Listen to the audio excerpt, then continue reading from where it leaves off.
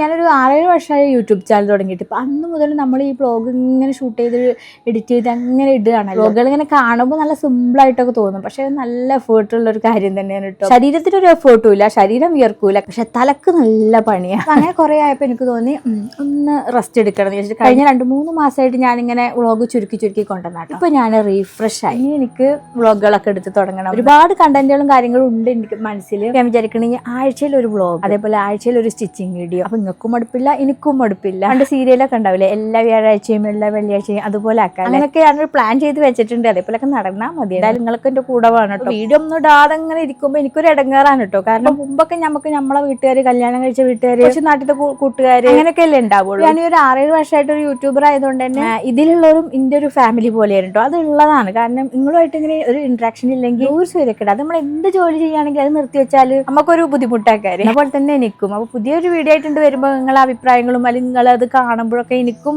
ഭയങ്കര ഒരു സന്തോഷമാണ്.